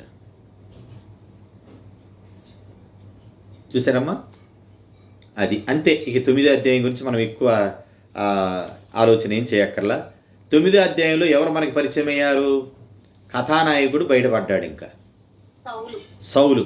ఈ మొదటి సమూయేలు గ్రంథానికి ఆధారమైనటువంటి మానవార్హత ఆధారం చేసుకుని దేవుడు ఏర్పాటు చేసుకున్న రాజైన సౌలు మనకి 9వ అధ్యాయంలో కనపడతాడు. ఈయన కీష్ కుమారుడు. కీష్ ఎవరంటే భాగ్యవంతుడు, మంచి ఆస్తిపరుడు. సో 3 రోజులు అయింది ఎదిగిపోతున్న తప్పిపోయినటువంటి గాడిదల్ని ఎత్తుక్కుంటా వచ్చినటువంటి వ్యక్తి ఈ సౌలు. రైట్. 10వ అధ్యాయంలోనికి వెళ్ళిపోదాం. మనం 10వ అధ్యాయంలోనికి వెళ్ళిపోతే 10వ అధ్యాయంలో దేవుడు ఏం చేస్తా వచ్చినాడంటే, సమూయేలు తైలపు తిత్తి తీసుకొని, తైలపు బుడ్డి పట్టుకొని సౌలు తల మీద తైలం పోసి ముద్దు పెట్టుకున్నాడంట. యెహోవా నిన్ను అభిషేకించి తన స్వాస్థ్యం మీద అధిపతిగా నియమించున్నాడు అని చెప్పి ఏంటిదంట, నీవు ఇశ్రాయేలుకు రాజుగా. ఇంతకీ సౌలు గారి గోత్రం పేరు ఏంటో తెలుసా? బెన్యామీను గోత్రం. ఏం గోత్రం అండి? సౌలు గారి గోత్రం పేరు బెన్యామీను గోత్రం. ఈ గోత్రం నుంచి ఇశ్రాయేలులకు మొట్టమొదటి రాజుని దేవుడు ఏర్పాటు చేస్తూ వచ్చాడు. ఇది అయిపోయిన తర్వాత దేవుడు అభిషేకించాడు, అయిపోయింది, ఇంటికి వెళ్ళిపోయినాడు. తర్వాత 17వ వచనంలోనికి మనం వచ్చి చూస్తే దేవుడు మళ్ళా సమూయేలు గారు మొత్తం ఆ చరిత్ర అంతా చెప్పి అవన్నీ చెప్పుకుంటా వచ్చి అక్కడ అభిషేకించాడు కదా, ప్రార్థన చేసి పంపించాడు కదా, గాడిదలు తప్పిపోయినాయి అంటే చక్కగా దగ్గర చేరదీసేసి దేవుడు చెప్పాడు, ఇతరే నేను ఏర్పాటు చేసుకున్న రాజు అని అంటే చక్క కొబ్బరి నూనె ప్రార్థన చేసి ఇంటికి పంపించాడు. అక్కడ వరకే తెలుసు ఆయనకి. ఎవరికి? సమూయేలు గారికి సౌలు గారి మధ్యలోనే ఈ అభిషేకం సంగతి తెలుసు, జనులందరికీ తెలియదు. సో ఆయన ఏం చేస్తూ వచ్చాడనంటే 19వ వచనంలోనికి మనం వచ్చి చూస్తే, 19వ వచనం చూస్తే, మా మీద ఒకరిని రాజుగా నియమని ఆయన అడుగున్నారు కాబట్టి ఇప్పుడు మీ గోత్రం చొప్పున మీ కుటుంబాల చొప్పున యెహోవా సన్నిధిని హాజరకండి అని మళ్ళా అందరి ముందు ప్రకటన చేస్తున్నాడు అన్నమాట. అక్కడేమో రహస్య ప్రకటన జరిగింది, ఇదేమో అందరి ముందు ప్రకటన చేస్తే చక్కగా అక్కడ ప్రార్థన చేయించుకొని కొబ్బరి నూనె చేయించుకొచ్చినోడు నిలబడాలి కదండి వచ్చి. ఎక్కడ దాక్కున్నాడో తెలుసా? సామాన్లు దాంట్లో దాక్కున్నాడంట. 22వ వచనంలో చూడండి, నాకు నవ్వు వస్తుంది. ఇది దేవుడు ఏర్పాటు చేస్తే చీటి ఏంగ కీసుకుమారుడైన సౌలు మీద పడింది. అది వీడు ఎక్కడ పోయాడా బాబు, మన ప్రార్థన చేయించుకొని వచ్చాడు, అలా పరిచర్యకి రమ్మంటే రావట్లేదేంటి అని చెప్పి బహిరంగ ప్రకటనకు వచ్చి చూస్తే ఎక్కడ పోయి దాక్కున్నాడంట? 22వ వచనంలో, ఇదిగో అతడు సామానులో దాగి ఉన్నాడని సెలవిచ్చెను. వారు పరిగెత్తిపోయి అక్కడి నుంచి అతన్ని తోడుకొని వచ్చిరి. అతడు జనసమూహంతో నిలిచినప్పుడు భుజములు మొదలుకొని పైకి ఇతరుల కంటే ఎత్తు గలవాడుగా కనబడెను. అంతే, జనాలు లేశారు. 24వ వచనంలో, రాజు చిరంజీవి యగునుగాక అనుకుంటా మొదలుపెట్టేశారు. బహిరంగంగా ప్రకటన జరిగిపోతూ వచ్చింది. ఇదండి 10వ అధ్యాయంలో మనం నేర్చుకునేటువంటి విషయం. ఏం లేదు, సమూయేలు తైలపు బుడ్డితో ప్రార్థన చేశాడు, ఇంటికి వెళ్ళిపోయినాడు, కామ్గొన్నాడు. మళ్ళా సమూయేలు వచ్చాడు, మొత్తం బహిరంగ ప్రకటన చేసి జనులందరికీ కూడా ఇతరే రాజని తెలియచెప్తా వచ్చాడు. రైట్. ఎప్పుడైతే 11వ అధ్యాయంలోనికి వెళ్ళిపోవచ్చమ్మా, వెళ్ళిపోదామా? 11వ అధ్యాయంలోనికి వచ్చేసరికల్లా ఎప్పుడైతే అభిషేకం వచ్చిందో ఎమ్మటనే సైతాను ఏంటంటే కూర్చొని ఉన్నాడనమాట. శత్రువు కాసు కూర్చొని ఉన్నాడు. అంతే. ఫస్ట్ యుద్ధం 11వ అధ్యాయంలో సౌలు ఆధ్వర్యంలో జరిగిన యుద్ధం అని రాసుకోండి. అమ్మ స్పీడ్ అవుతుందా? ఏమన్నా స్పీడ్ అవుతుందా? పర్వాలేదుగా. మీరు కూడా వందే భారత్ ఎక్స్ప్రెస్ బాగానే ప్రయాణం చేస్తున్నారు అందరూ. 11వ అధ్యాయంలో సౌలు గారి ఆధ్వర్యంలో మొట్టమొదటి యుద్ధం అన్నమాట. ఎవరి మీద యుద్ధం అని అంటే మొదటి వచనంలో ఉంటుంది చూడండి, అమ్మోనీయుడైన నాహాషు. రాసుకోండి, ఎవరితో యుద్ధం అని అంటే అమ్మోనీయుడైన నాహాషు. 11వ అధ్యాయం మొదటి వచనంలోనే ఉంటుంది. మీరు ఈ చెప్పేటప్పుడు పక్కన కూడా మీ బైబిల్ ఉంటా ఉంటే ఆ పదాలు ఆ మాటలు కూడా మీకు చక్కగా అర్థమవుతాయి.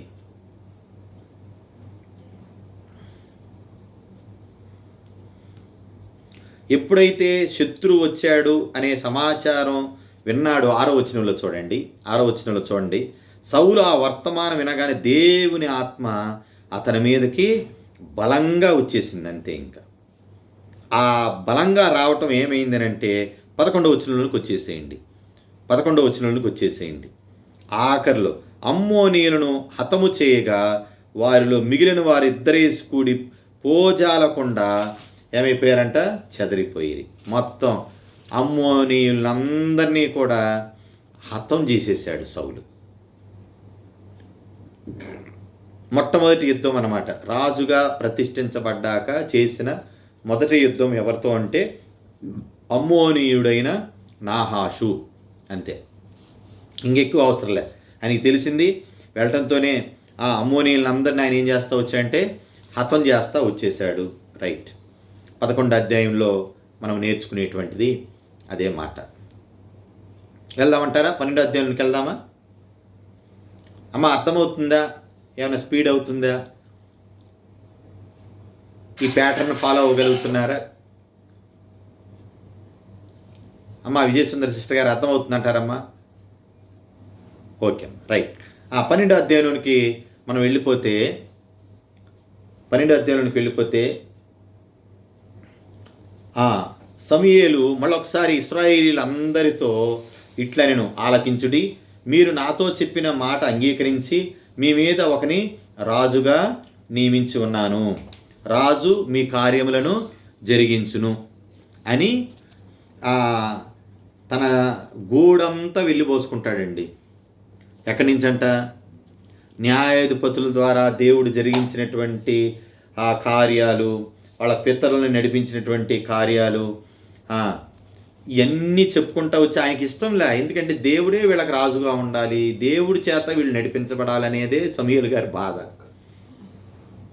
ఏంటిదండి? ఈ అధ్యాయంలో మనకి చాలా ప్రాముఖ్యమైన మాట ఏంటి అని అంటే, మనం పట్టుకోవాల్సిన మాట ఏంటంటే, పొద్దాక అదే చెప్తూ ఉంటాడు మొదటి వచనంలోది, అట్లాగనే 13వ వచనంలో, కాబట్టి మీరు ఏరి కోరి ఏర్పరచుకున్న రాజు ఇతడే, యెహోవా ఇతను మీ మీద రాజుగా నిర్ణయించి ఉన్నాడు. ఇదే చెప్తాడు. ఈ అధ్యాయంలో మనం నేర్చుకోవాల్సిన మాట ఏంటి అని అంటే 12వ అధ్యాయంలో 23వ మాట చూడండి. 23వ మాట మనందరికి కూడా కావలసిన మాట. 23వ మాట చాలాసార్లు మీరు వినే ఉంటారు కదా. 12:23 నా మట్టుకు నేను మీ నిమిత్తం ప్రార్థన చేయటం మానుట వలన యెహోవాకు విరోధముగా పాపం చేసిన వాడు నగుదును, అది నాకు దూరమగును గాక. కానీ శ్రేష్టమైన చక్కని మార్గమును మీకు బోధింతును. వీళ్ళకి సమూయేలు గారు తన గోడు అన్నీ తెలియజెప్పుకుంటాడు. న్యాయాధిపతుల ద్వారా దేవుడు ఎలా వీళ్ళని పరిపాలన చేశాడో ఈ అధ్యాయంలో సమూయేలు గారు తెలియచెప్తారన్నమాట. ఎంత టైం ఎంత అయింది నాకు?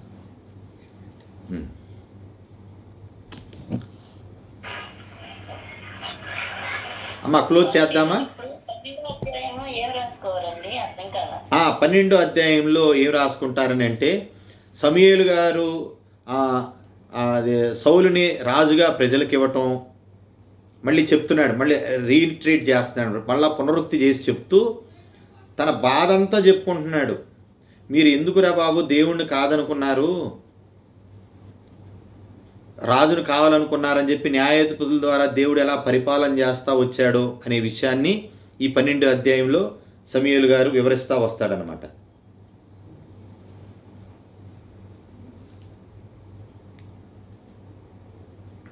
ఈ అధ్యాయంలో ప్రాముఖ్యమైన మాట ఏంటంటే 12:23 నా మట్టుకు నేను మీ నిమిత్తం ప్రార్థన చేయటం మానటం వలన పాపం చేసిన వాడిని అవుతాను.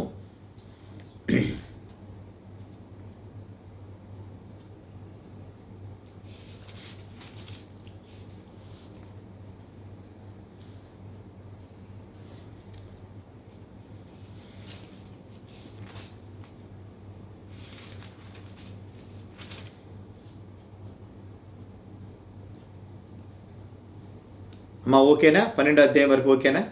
13, 14, 15 కూడా ఏమైనా కంప్లీట్ చేద్దామంటారా? సగం అయిపోతుంది కదా. ఓకేనా? టైం ఏమైనా ఎక్కువైందంటారా?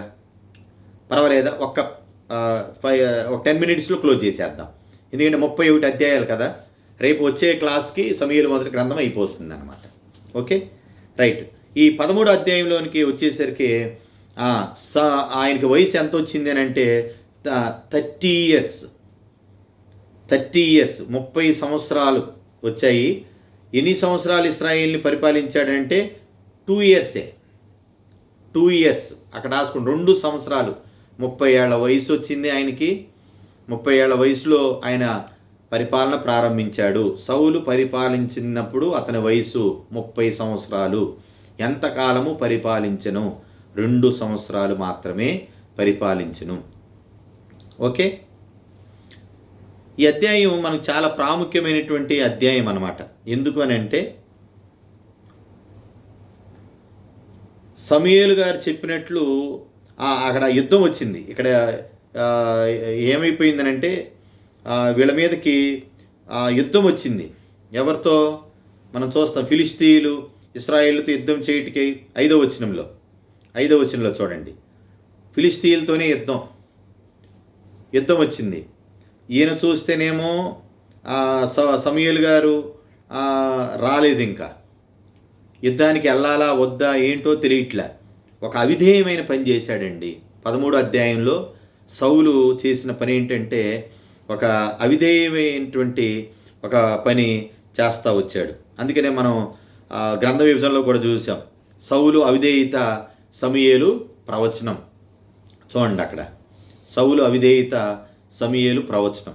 8వ వచనం చూడండి. 13:8లోకి వచ్చేసరికల్లా సమూయేలు చెప్పినట్లు అతడు 7 దినములు ఆగి సమూయేలు గిల్గాలునకు రాకపోవటయు జనులు తన ఎదురుని చెదిరిపోవటం చూసేసి ఏం చేశాడు తెలుసా? దహన బలులను సమాధాన బలులను నా యొద్దకు తీసుకొని రమ్మని చెప్పి దహన బలి అర్పించేశాడు. ఏం చేశాడండి? పాస్టర్ గారు వచ్చేదాకా కూడా అసలు ఆగల. చాలామంది అంతే.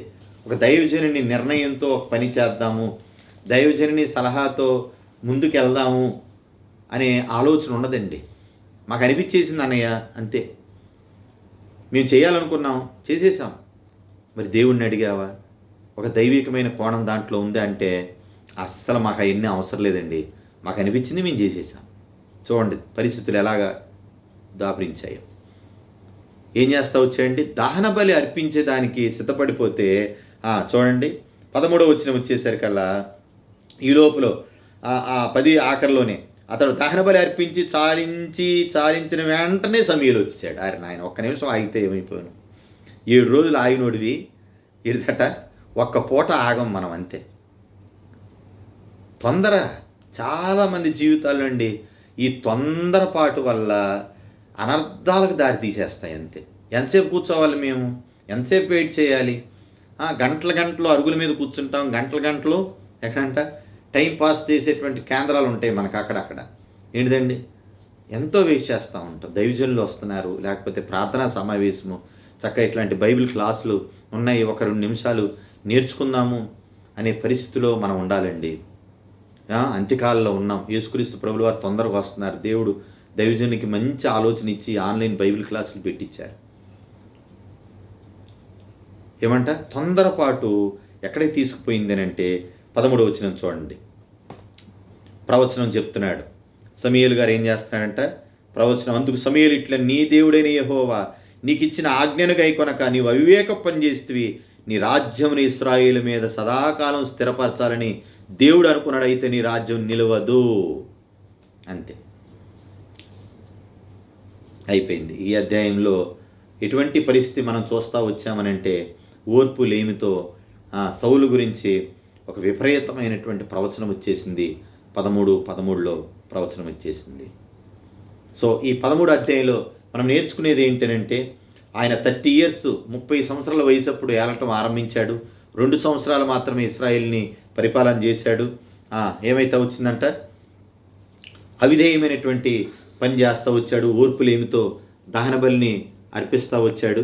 13 అధ్యాయంలో వెంటనే దేవుడు సమూయేలు గారి ద్వారా సమూయేలు గారి ప్రవచనం వచ్చేసింది, రాజ్యం నీకిగా లేదు. అంతే, ఇంకెక్కువ అవసరం లేదమ్మా. 14వ అధ్యాయానికి వెళ్ళిపోదాం, త్వరగా 14వ అధ్యాయానికి వెళ్ళిపోదాం.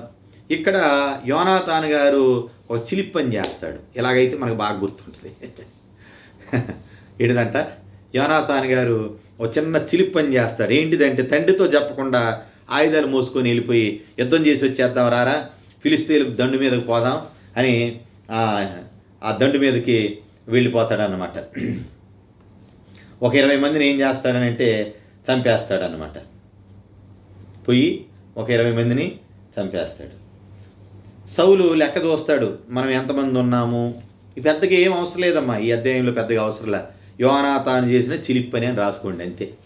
తండ్రికి చెప్పకుండా ఇక అంతే కదా, కుర్రోళ్ళకి ఏముంటుంది, యుద్ధం మనం చేయాలని పరిగెత్తారు అంతే.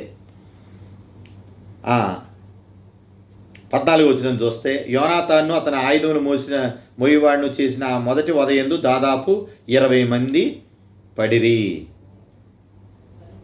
ఒక 20 మంది ఆ వదలో పాపం చనిపోయారు.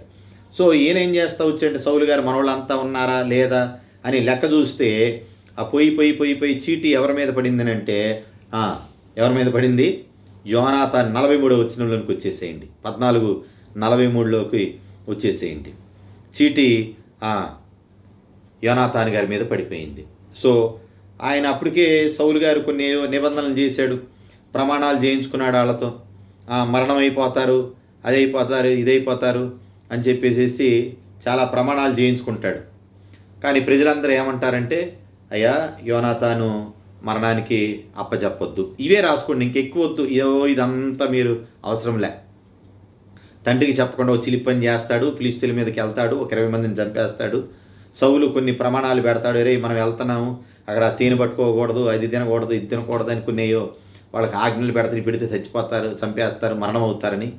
తీరా అసలు మన దగ్గర జనాభా తగ్గారా, ఎవరు తగ్గారని చీటీ వేస్తే అది యోనాతాను మీద పడింది.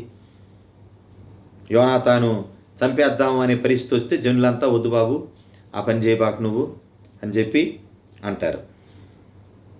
సో ఈ అధ్యాయంలో మనం నేర్చుకునేది మాట ఏంటంటే, సౌలు సంహరించినటువంటి ఓడించినటువంటి శత్రువు లిస్టు మనకు కనపడుతుంది. 47వ వచనంలోనికి రండి. 47వ వచనంలోనికి రండి.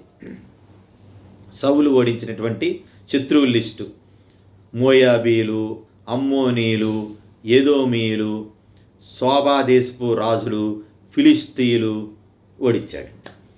ఎంత మనకు తెలిసిన పేర్లే. ఓకే, మా ఫాలో అవుతున్నారా? ఆఖరిలోకి వచ్చేసాం, ముగిద్దాం. 15వ అధ్యాయంతో క్లోజ్ చేసేసుకుందాం మనం. సో ఇక్కడ సౌలుకి పుట్టినటువంటి కొడుకుల పేర్లు ఉంటాయి చూడండి. 49వ వచనంలో సౌలుకి పుట్టినటువంటి కొడుకుల పేర్లు ఉంటాయి. సౌలుకి పుట్టినటువంటి కొడుకుల పేరు లిస్ట్ ఉంటుంది. యోనాతాను, ఇష్వి, మిల్కీ షోవా. ఏంటిదంట? ఇష్కి, మిల్కీ షోవా. పేర్లు భలే విచిత్రంగా ఉంటాయి ఈ పేర్లన్నీ పలకటానికి. 49వ వచనంలో 14, 49వ వచనంలో. అట్లాగనే ఇద్దరు కూతుళ్ళు కూడా ఉన్నారు ఆయనకి, మేరబు, మేకాలు. మేరబు, మేకాలు. చాలు, ఇంతగా మనకి అవసరం. మేకాలు మళ్ళీ మనకు తగులుతుంది, గుర్తుపెట్టుకోండి. ఈ మేకాలు బాగా గుర్తుపెట్టుకోండి. ఈ సిస్టర్ని మళ్ళీ మధ్యలో మనకు తగులుద్ది, అక్కడ పలకరిస్తుంది మన వచ్చి, హాయ్ పలానా చోట మీ అందరు నా గురించి విన్నారు కదా, విన్న ఆ గొప్ప భక్తురాలని నేనేని మనకు చెప్పుద్ది మళ్ళీ వచ్చి అక్కడ. ఈ మేకాలను గుర్తుపెట్టుకోండి. అందుకని ఎక్కువ నేను స్ట్రెచ్ చేస్తున్నాను. సౌలుకి ఎంతమంది కొడుకులండి? ఎంతమంది? ఇద్దరు. ఎవరు? యోనాతాను, ఇష్వి, మిల్కీ షోవా. తర్వాత కూతుర్లు మేరబు, మేకాలు. అంతే, రైట్, అయిపోయింది 14వ అధ్యాయం. అంతే, ఇద్దరు కొడుకులు, ఇద్దరు కూతుర్లు. 15వ అధ్యాయంలోనికి వచ్చేద్దాం, ముగింపు చేసుకుందాం. ఎందుకంటే కొంచెం ఆలస్యమైంది, ఎక్కువ అధ్యాయాలు ఉన్నాయి, 31 అని, సగానికన్నా వచ్చే పరిస్థితి. ఇది చాలా ప్రాముఖ్యమైనటువంటి అధ్యాయం అండి, చాలా ప్రాముఖ్యమైనటువంటి అధ్యాయము 15వ అధ్యాయము. మనం ఇందాక చెప్పుకున్నట్లుగా ఈ 14వ అధ్యాయం యోనాతాను విడుదల అంతా కూడా మీకు అంత పీపీటీలో ఉంటే తర్వాత చూసుకోండి. ఈ 15వ అధ్యాయంలో మనం నేర్చుకోవాల్సిన మాట ఏంటి? బలుల కంటే విధేయత శ్రేష్టం అని రాసుకోండి. 15వ అధ్యాయానికి పేరు ఏంటంటే బలుల కంటే విధేయత శ్రేష్టం.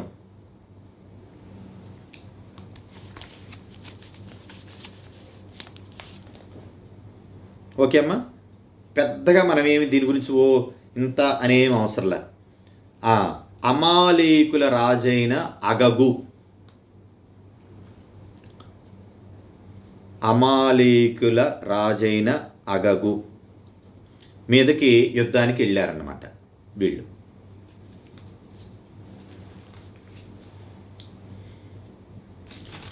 అమాలేకుల రాజైన అగగు.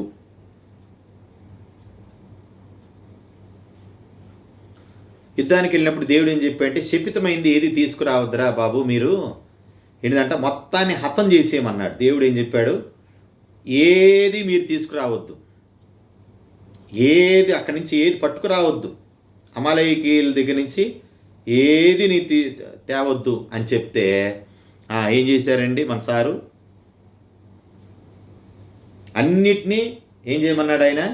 నిర్మూలన చేసేయమన్నాడు. కానీ మన సార్ అంటారు చూడండి, 15వ మాట చదవండి అమ్మా. మన సార్ మాటలు ఎలా ఉంటాయి ఒకసారి చూద్దాం. మనం కూడా ఒక్కొక్కసారి అలాగే మాట్లాడతాం. దేవుడు ఏదైనా చెప్పినా సౌలు అమాలేకుల యొద్ద నుండి జనులు వీటిని తీసుకొని వచ్చిరి, నీ దేవుడైన యెహోవాకు బలులర్పించుటకు జనులు గొర్రెలలోనూ ఎడ్లలోనూ మంచి వాటిని ఉండనిచ్చిరి, మిగిలిన వాటన్నిటిని మేము నిర్మూలన చేస్తామనగా. చాలు, అస్సలుగా సార్ చేసిన పనికి మన భాషలో అయితే మనం చెప్పుకోవచ్చు, నోరు ముయ్ అని మనం అంటాం. సమూయేలు గారు ఏమన్నాడు చూడండి అక్కడ 16వ వచనంలో, నువ్వు మాటలాడ పని లేదు. అబ్బా, అంటే ఎంత పొలైట్గా చెప్పాడు. మనమైతే ఏమంటాం? నోరు ముయ్ అంటాం. అంతే కదండి. దేవుడు నిర్మూలన చేసిరారా నాయన, శపితమైంది ఏది వద్దు అని అంటే మంచి తీసుకొచ్చాం అయ్యగారు అని చెప్తుంటే ఎంత కోపం వచ్చిందో. అంతే, ఈ అధ్యాయంలో దేవుడు మనకు నేర్పించే మాట ఏంటంటే 22వ వచనం చూడండి. 22వ వచనం, తాను సెలవిచ్చిన ఆజ్ఞను ఒకడు గైకొనుట వలన యెహోవా సంతోషించినట్లు ఒకడు దహన బలులను అర్పించడం వలన ఆయన సంతోషించునా. ఆలోచించుము, బలులు అర్పించడం కంటే ఆజ్ఞను గైకొనుట పొట్టేళ్ల క్రొవ్వును అర్పించడం కంటే మాట వినుట శ్రేష్టం. అయిపోయింది 15 అధ్యాయం. 15 అధ్యాయంలో దేవుడు చెప్పిన ఒక శ్రేష్టమైన మాట ఏంటి అని అంటే మీరేం చెప్పాలి? బలులు అర్పించుట కంటే మాట వినుట శ్రేష్టం. అంతే. సౌలు అవిధేయత. రైట్. 15 అధ్యాయాలు చక్కగా ఫాలో అయ్యారు మీరంతా. ఎవరికైనా డౌట్లు ఉన్నాయమ్మా? డౌట్లు ఏమైనా ఉన్నాయా? Any doubts?